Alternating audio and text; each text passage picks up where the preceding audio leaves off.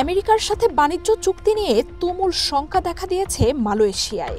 সমালোচকরা বলছেন, ট্রাম্পের সাথে করা একতরফা এই চুক্তি দেশটির সার্বভৌমত্বকেই হুমকিতে ফেলতে পারে। এরই মধ্যে বাণিজ্য চুক্তির তীব্র সমালোচনা করে বার্তা দিয়েছেন মালয়েশিয়ার সাবেক প্রধানমন্ত্রী মাহাথির মোহাম্মদ। তিনি মনে করেন, এই চুক্তির অর্থ হল দেশের স্বাধীনতা অন্যের হাতে তুলে দেয়া। চুক্তির সমালোচনা করে মাহাথির বলেন, আমরা তাদের কাছ থেকে বিমান, গ্যাস, মেশিন কিনতে চুক্তি করেছি। আমাদের মিনারেলসে প্রথম ফলটি তারা খাবে, ভোগ করবে। তাদের শর্ত মতে আমাদের বাজারও খুলে দিচ্ছি। আবার আমরা কার সঙ্গে ব্যবসা করব বা করব না, সেটাও তারাই ঠিক করে দেবে।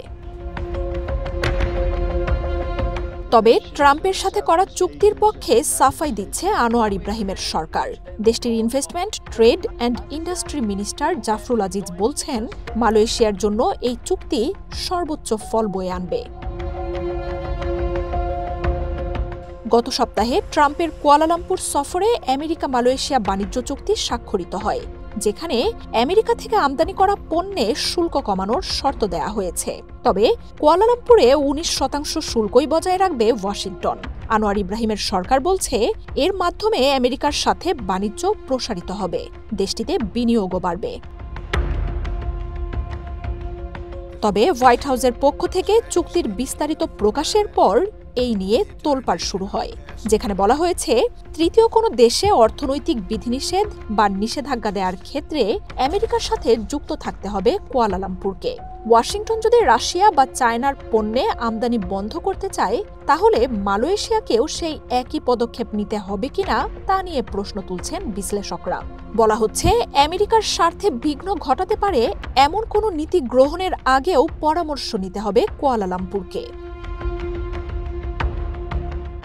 আমেরিকার সাথে এই চুক্তিতে মালয়েশিয়ার নিরপেক্ষ নীতিও ব্যাহত হবে বলে শঙ্কা বিশ্লেষকদের। তারা বলছেন, অন্য দেশের সাথে আমেরিকার সংঘাতে মালয়েশিয়াকে নিজেদের পক্ষ নিতে বাধ্য করতে পারে হোয়াইট হাউস। চুক্তির এসব শঙ্কায় বিরোধীদের পাশাপাশি আনোয়ার ইব্রাহিমের নিজের দলের সদস্যরাও উদ্বেগ জানাচ্ছেন।